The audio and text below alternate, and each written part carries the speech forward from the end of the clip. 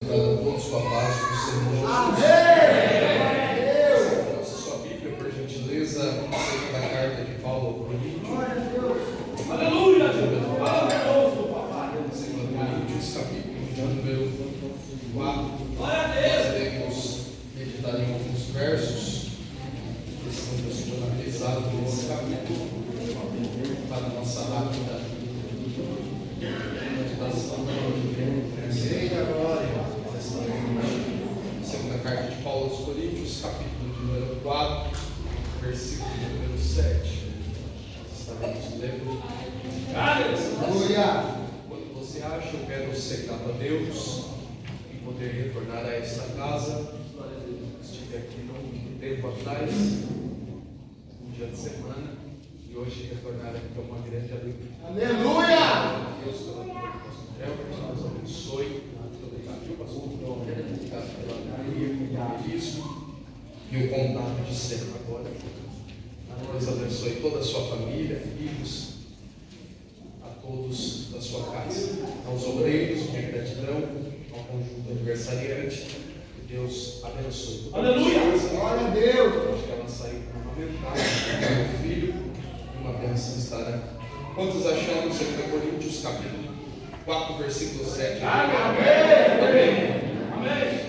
Temos, porém, esse tesouro em vasos de barro, para que a excelência do poder seja de Deus e não de nós. Em tudo, somos atribulados, mas não angustiados, perplexos, mas não desanimados, perseguidos, mas não desamparados, abatidos, mas não destruídos, trazendo sempre por toda parte a mortificação do Senhor Jesus no nosso corpo, para que a vida de Jesus se manifeste também em nossos corpos. Que você diga amém. Amém. Se aceite. Aleluia!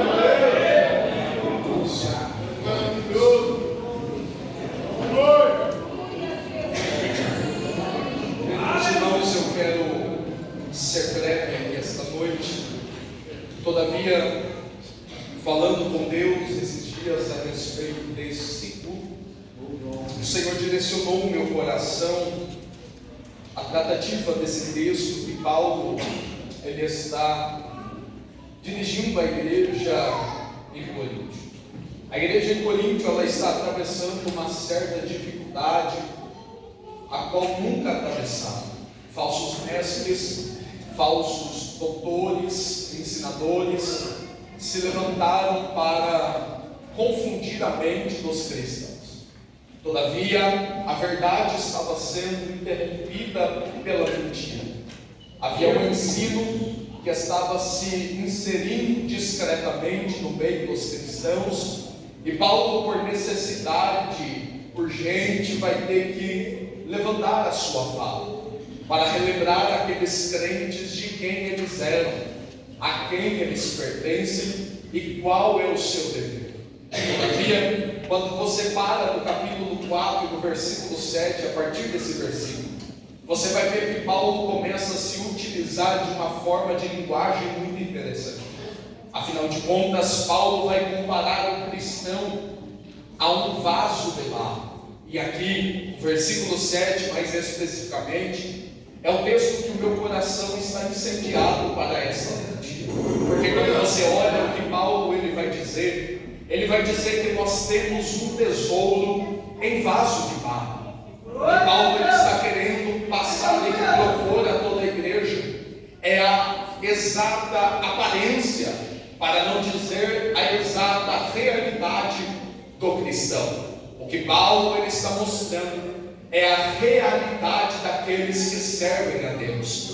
Paulo, quando ele vai falar a respeito de nós, Paulo, quando vai falar a respeito de mim e de você, ele vai utilizar a expressão e vai nos comparar com um vaso de barro. É tão verdade que Paulo ele começa o versículo 7 dizendo: nós temos em um vaso de barro um tesouro. O que Paulo ele está dizendo é que todos nós somos vasos de barro. Aleluia! O que é interessante pensar é que a Bíblia apresenta diversos tipos de vasos. Paulo mesmo ele vai dizer que existem vasos para a honra, vasos para a desonra. Paulo vai dizer ao seu filho na fé, chamado Timóteo, que existem vasos de prata, vasos de ouro, diversos tipos de vaso. Mas quando em Coríntios ele vai falar a respeito do vaso, ele vai falar sobre um vaso de barro. Aqui Paulo, ele está dizendo a respeito da nossa realidade. Nós não podemos nos esquecer disso.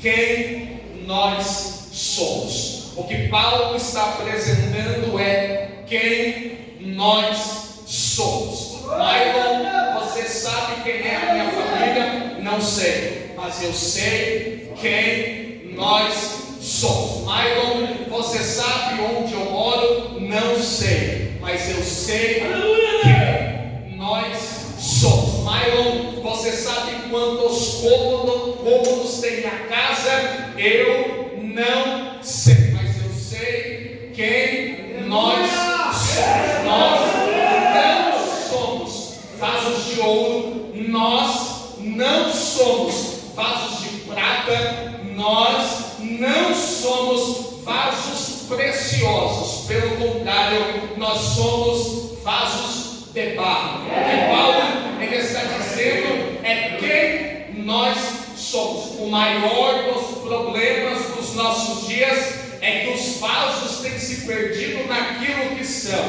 Tem pessoas que pensam ser o que não é. Mas eu vim de tão longe, rodei mais de 2h50 para te dizer aqui hoje e te relembrar: você pode estar com perfume caro, mas você é vaso de barro. Você pode estar com uma roupa com etiqueta cara, mas você é vaso de barro. Você pode estar com um celular de última geração, mas você é vaso de barro. Barro é algo descartável. Diga bem forte, diga barro. Barro é algo descartável.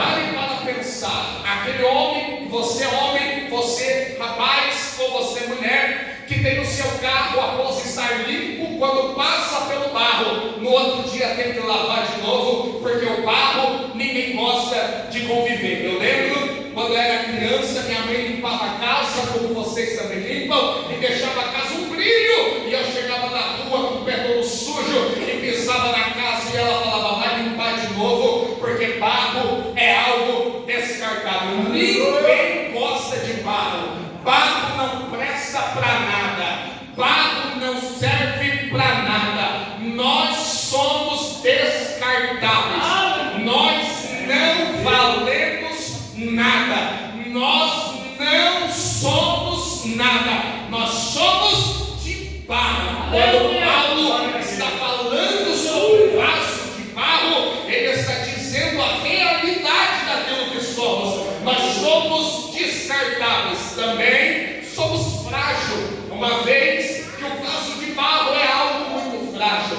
Você lembra quando Jeremias capítulo 18 desce na casa do oleiro e o oleiro está com as mãos sobre a roda fazendo um vaso de barro? Do nada o vaso se quebrou na mão do oleiro. O que o texto está ensinando é: um vaso é frágil, o vaso é frágil, eu sou frágil, você é frágil. Mas não, isso aí é muito errado dizer. Não, nós somos frágeis ao ponto de pecar, nós somos frágeis ao ponto de mentir, nós somos frágeis ao ponto de cometer delitos, nós somos vasos de barro. Mas o que é interessante é que Paulo não diz só isso. Paulo diz que nesse vaso que é de barro existe um tesouro. Aí a história começa a mudar. Por quê? Porque quando você olha para o barro é algo que ninguém quer, o barro é algo que ninguém deseja, o barro é algo que ninguém almeja. Ninguém acorda de manhã e diz: hoje eu vou voltar para casa com 10 quilos de barro na minha sacola. Ninguém, porque ninguém gosta de barro. Mas o tesouro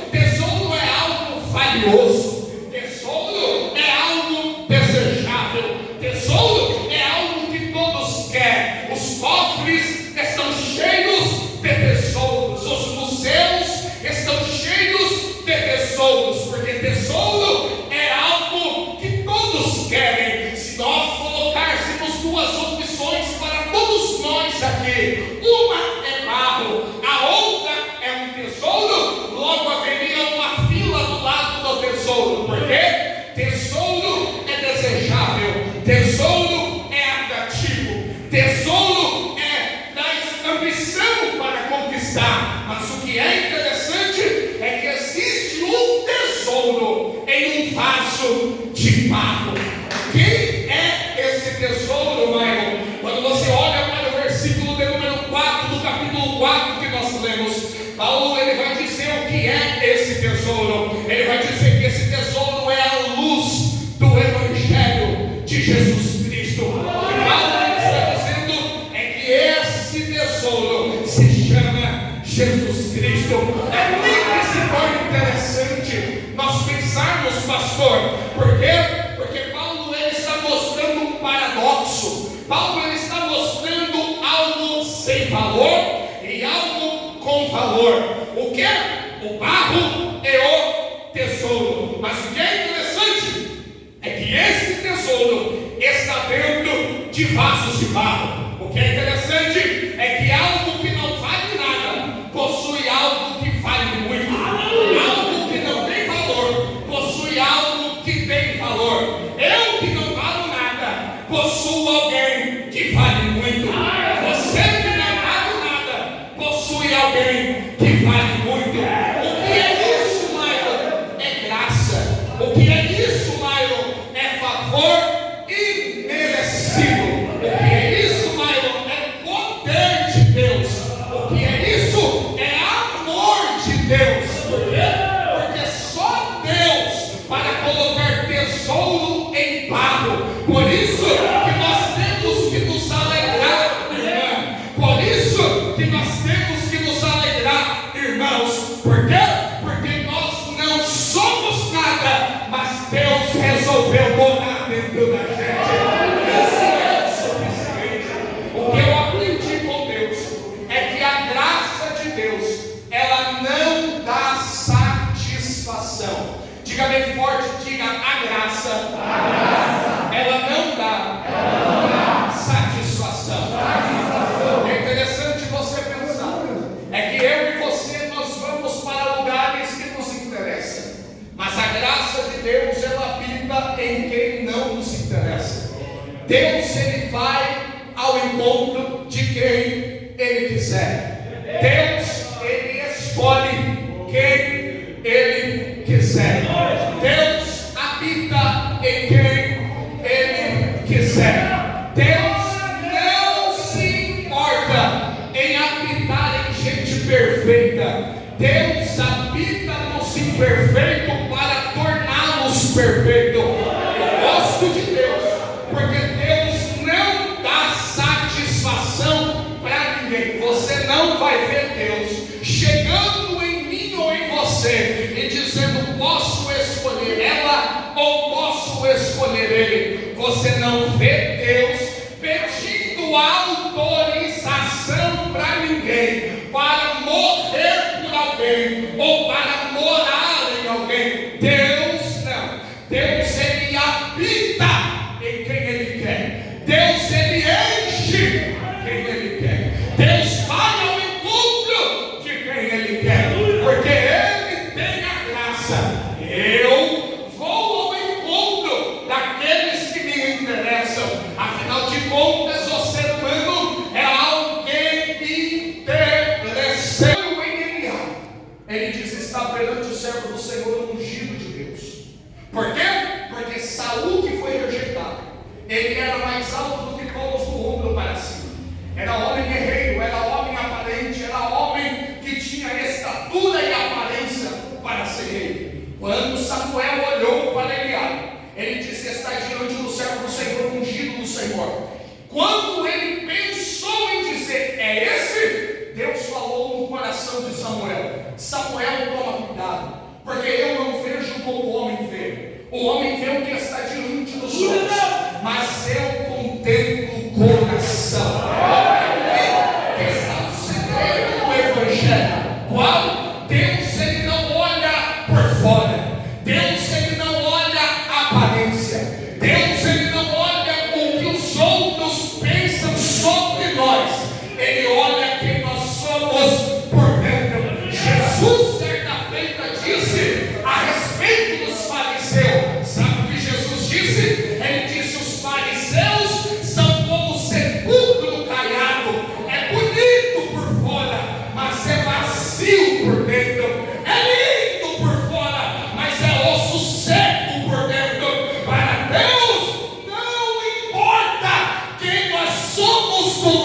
de fora, porque o lado de fora engana, o lado de fora assusta, o lado de fora é atrativo, mas para Deus o que importa é o que nós somos do lado de dentro.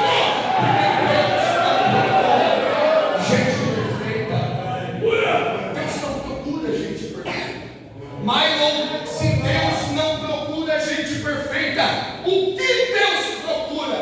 Disponibilidade. Deus não procura perfeito? Não! Deus não está interessado se você fala bonito ou não.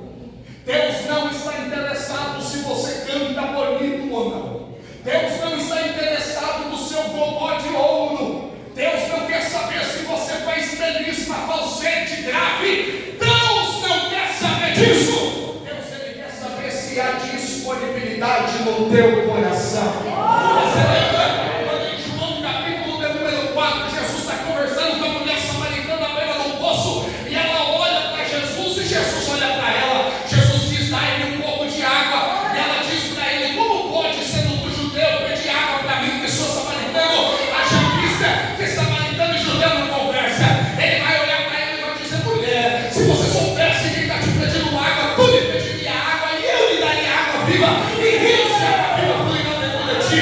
Essa mulher vai fazer uma pergunta para Jesus. Olha, alguns dizem que é lá que temos que adorar, outros que em Samaria, outros na Judeia, mas onde que é? Jesus, ele vai olhar para ela e vai dizer: não é assim, porque o que importa é que os verdadeiros adoradores adorem ao Pai em espírito e em verdade, porque o Pai procura aqueles que o adorem. Sabe o que ele está dizendo? Eu estou olhando do alto céu e eu estou dizendo: onde tiver alguém disponível, eu vou habitar. Eu estou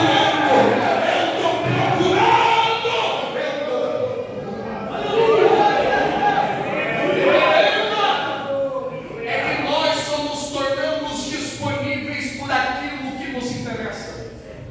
Vou de novo. Nós nos tornamos disponíveis só por aquilo que nos interessa. Nós se tornamos disponíveis a Deus quando o culto nos favorece. Nós nos tornamos disponíveis a Deus quando o louvor cantado que eu gosto é louvado, quando o pregador prega do jeito que eu gosto, quando a banda toca do jeito que me agrada, quando o departamento se une da forma que eu quero, eu estou disponível. Mas ser disponível para Deus é viver fora daquilo que você quer. Vou de novo. Viver disponível para Deus é viver fora daquilo que você quer, porque o que Deus tem para você talvez não é o que você quer. Aí que está o segredo do Evangelho, porque quando eu estou disponível para Ele, eu vou viver o que Ele tem. É por isso que o apóstolo Paulo me disse: a vida que eu tenho não mais tenho, porque o que vive em mim não sou eu, mas é Cristo. A minha vontade foi anulada, o meu querer foi despedaçado, eu vivo para Jesus. É por isso que Deus honrou Paulo, é por isso que Paulo foi quem foi, porque ele esteve disponível.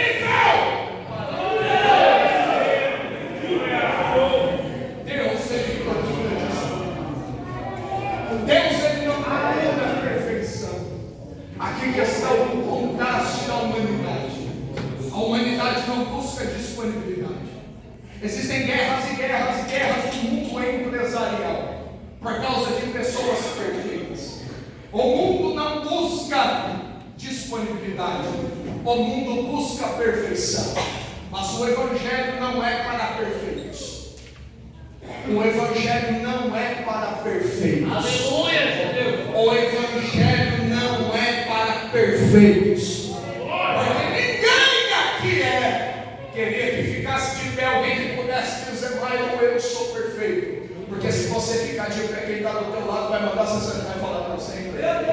Queria que um esposo levantasse e falasse: mas eu sou perfeito. A sua esposa ia te puxar pelo braço, te colocar sentado e falar: não, você é imperfeito. Se a mulher levantar o marido, põe para sentar: não, é imperfeito. imperfeito, nós erramos, nós falhamos, nós caímos, nós fracassamos, nós pecamos, nós mentimos, nós fazemos, nós cometemos delitos, nós cometemos pecado. Todos nós aqui, ninguém está isento da perfeição, todos somos imperfeitos, mas aí que é lindo, e se valeu da glória a Deus você dá, é porque mesmo imperfeito, Ele habita em nós.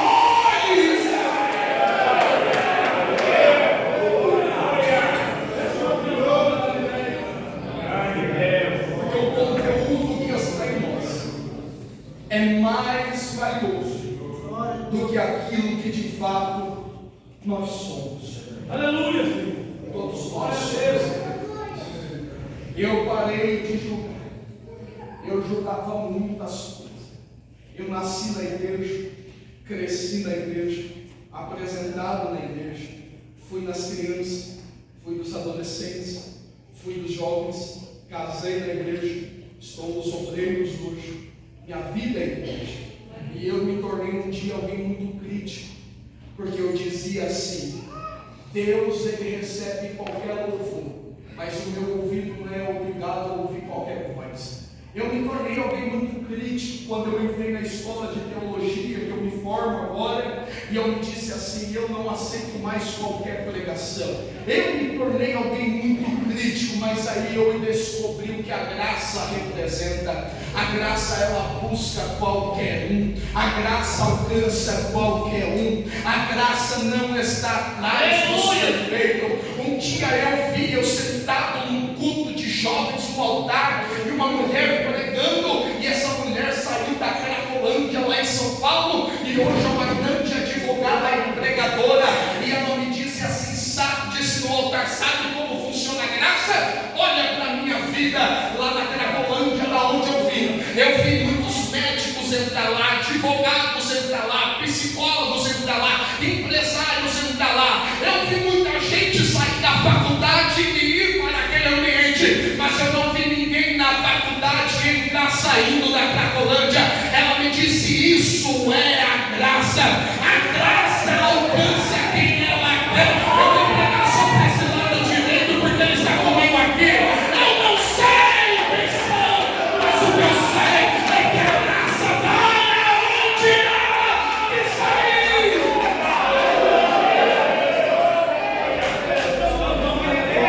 Não sei se você tem mão para levantar para o céu por um instante.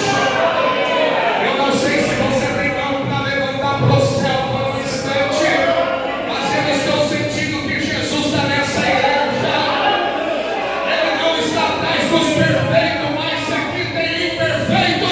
Levante a tua mão para o céu, abre a sua boca, dê glória a Deus, porque a graça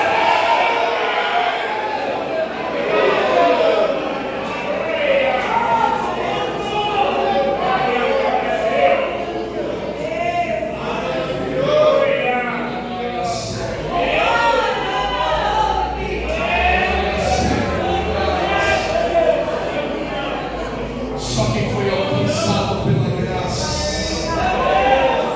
só quem foi alcançado pela graça. Eu queria que você abrisse a sua boca para dar glória a Deus. Aleluia, fui alcançado eu também. A graça nos achou, a graça nos alcançou, nos deu o direito de aqui estar, e hoje nós viemos aqui para adorar Ele.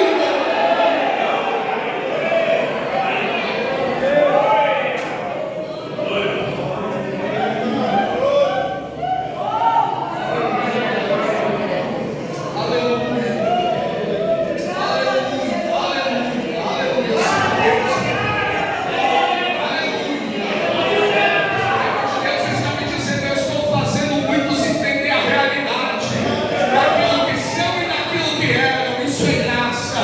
Você está onde está, não está mais onde estava. Isso é graça. Ele te arrancou, Ele te deu um banho, Ele te colocou aqui. Isso é graça.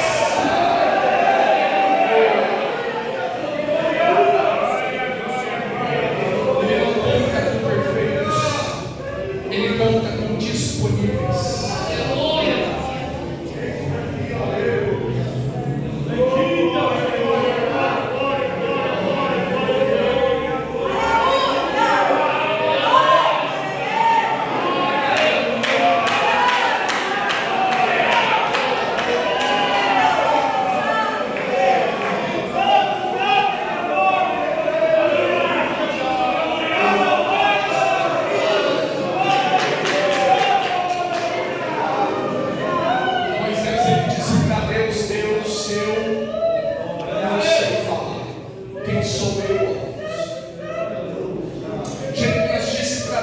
Deus, eu sou uma criança, eu também não sei falar.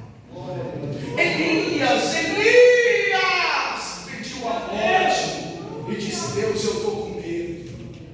Pedro era impulsivo, sanguinário. Judas era ladrão e ele escondeu. Paulo disse: o bem que quero fazer não faço, o mal que não quero está diante de mim. Eu tenho um espinho na carne. E Deus disse: Paulo, a minha graça te basta. Eu não uso perfeitos. É por isso que a Bíblia diz: filhinhos, cuidado para não pecar, mas se pecar, saiba, vocês têm um advogado junto ao Pai. Eu sei que vocês são imperfeitos, mas eu que sou perfeito, estou do lado de vocês. Só que Paulo, para a gente continuar o texto, Aleluia. ele vai falar algo que me chamou a. Eu não sei se sua Bíblia continua aberta, mas se estiver, eu queria muito que você observasse uma palavra desse texto. Capítulo 4, 2 Coríntios, versículo 7. Há uma palavra desse texto que me chamou a atenção. Capítulo 4, versículo 7, a primeira palavra desse texto: Deus. Qual é a palavra? Deus. Qual é a palavra? Deus. Só as mulheres, qual é a palavra? Deus. Só os homens, qual é a palavra? Deus. Toda a igreja, qual é a palavra? Deus. Essa palavra me trouxe uma pergunta: o que nós temos? Olha aí, Deus. Mas Paulo ele está dizendo que nós temos um tesouro, mas não é só isso que Paulo está dizendo. Olha o que Paulo ele está dizendo em tudo. Verso 8: somos atribulados. Sabe o que ele está dizendo? Temos atribulações. Olha o que Paulo ele está dizendo: nós passamos por momentos de perplexidade. Olha o que Paulo está dizendo: somos perseguidos, temos perseguições. Olha o que Paulo está dizendo: nós somos abatidos. Paulo ele está dizendo que não temos só o tesouro. Paulo está dizendo: nós temos guerras, nós temos aflições, nós temos lutas, nós temos adversidade. Porque o que Paulo ele está dizendo que não é o fato de termos o tesouro, que as adversidades serão isentas de nos alcançar. O que Paulo está dizendo é: temos o tesouro, temos, mas também temos lutas, atribulações, angústias, momentos de aflições. O que Paulo está querendo nos ensinar é que temos muitas outras coisas. Porque todos nós que temos e carregamos a presença de Deus aqui, choramos, sofremos, os nossos corações ficam ansiosos, perdemos noites de sono, padecemos, sim, sofremos, sim. Nós padecemos momentos difíceis, sim. Mas o que Paulo ele está dizendo é: não devemos olhar para isso, porque o tesouro que nós temos é muito maior do que a luta que nós temos. Glória a Deus. O que Paulo está nos ensinando é que nós devemos olhar para o tesouro que está dentro de nós, porque a luta existe, a guerra existe, as aflições existem, os anseios da vida existem, mas o tesouro é maior. O problema é que tem muita gente olhando para as lutas e esquecendo que tem um tesouro. Tem gente olhando para a prova, para a guerra, para a aflição e esquecendo daquele que está conosco. Mas saia daqui como o salmista cantou, dizendo: eu os olhos para os montes, porque eu tenho luta aqui embaixo, mas é de lá que vem o meu socorro. Nós temos esse olho. Mas Raio, por que nós temos lutas? Agora é interessante entender, porque Paulo está dizendo o que está dizendo. Há um motivo. Porque Paulo está usando a expressão tesouro no embargo. Há um motivo. Porque Paulo está dizendo que temos lutas. Há um motivo. Mas qual que é a lição? É para entender o que acontecia na época. Olha para cá, eu encerro aqui agora e vou orar. Há algo muito peculiar.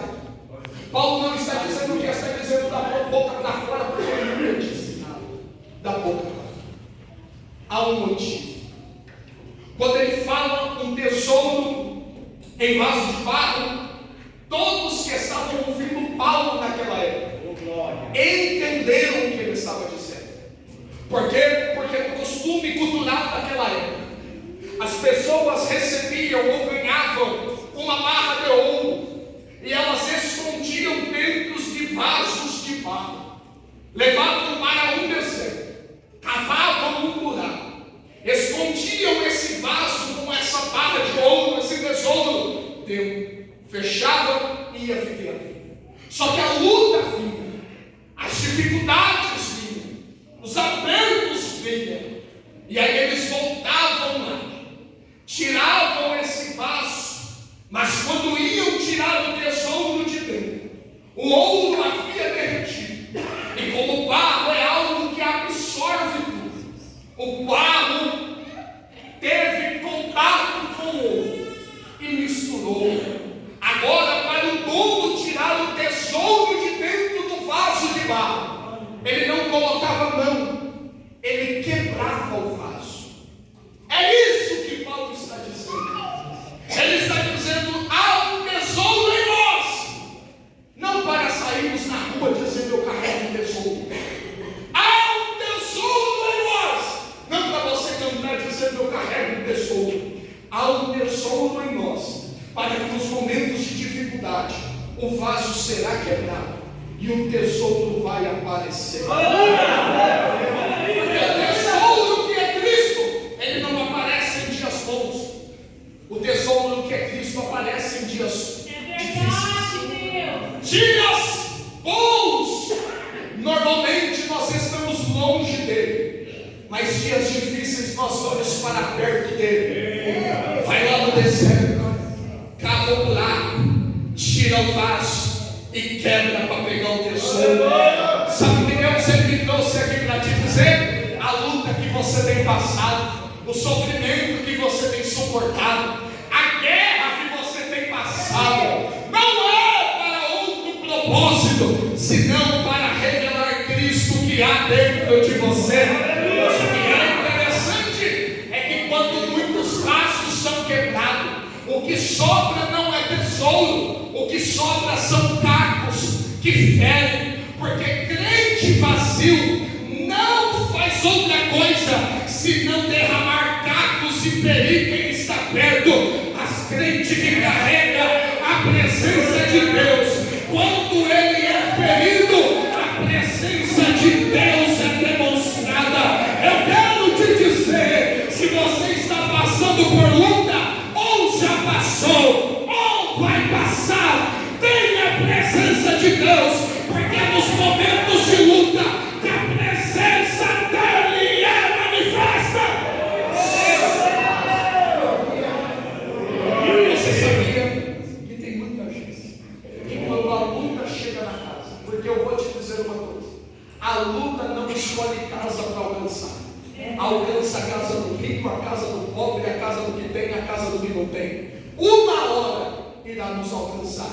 E quando nos alcançar, o que tem dentro de nós? Porque quando a luta chega, é aí que nós mostramos quem realmente somos.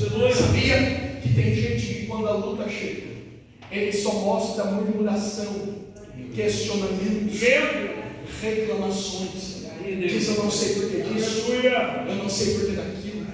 Na casa de tal gente é de um jeito, na minha é de outro. Por que isso está me acontecendo? Mas daquele que carrega um tesouro, ele diz: todas as coisas cooperam para o bem. Ele diz: nada é toda, tudo tem um propósito.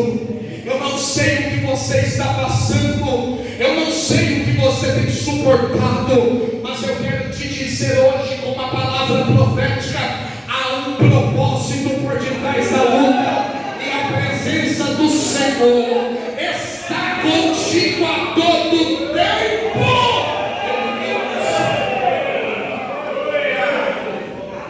Eu quero orar.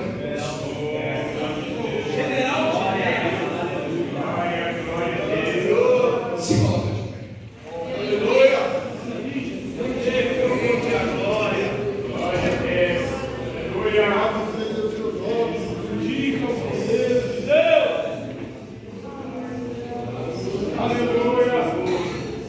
O Senhor Deus, Ele se revela de várias formas. Há uma verdade que precisa ser dita: Deus sabe como nos trazer da perto. Em momentos bons Ele sabe, mas se for necessário em momentos difíceis Ele também sabe. O que Deus sabe é nos trazer para perto. Eu quero orar pela sua vida. Eu quero interceder por ti hoje. Mas antes de qualquer outra coisa, eu queria muito conhecer aqui se há alguém no nosso meio que não serve a Jesus e que hoje quer entregar a sua vida. Antes, eu vou fazer uma outra pergunta. Somente quem serve a Jesus levanta a mão do céu. Só quem está arrependido de aceitar Jesus levanta a mão. Só quem sabe que Jesus é, foi, sempre será a melhor escolha da sua vida. Levanta as tuas. Se há alguém aqui que deseja entregar a sua vida a Jesus, eu queria que você levantasse a sua mão, que eu quero orar por você. Aleluia! Alguém que deseja entregar a sua vida a Cristo, levante a mão, sai do seu lugar, vem aqui na frente, eu quero orar por você.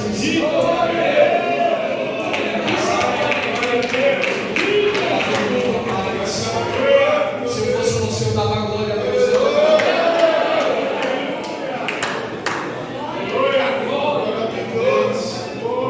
Onde está mais alguém que deseja entregar a sua vida a Cristo? Levanta a mão e orar.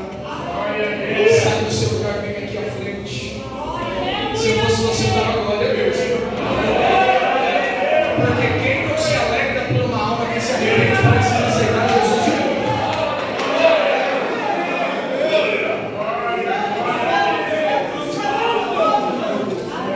Você sabe o que a Bíblia diz? A Bíblia diz que há festa no céu diante dos anjos de Deus. Você sabia que não é os anjos que festejam, mas é Deus que festeja diante do céu.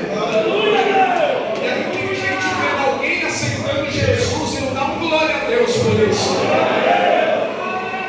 4 pessoas aqui na frente. Onde está a quinta pessoa que deseja aceitar Jesus? A porta da salvação está aberta. Tem mais uma voz aqui.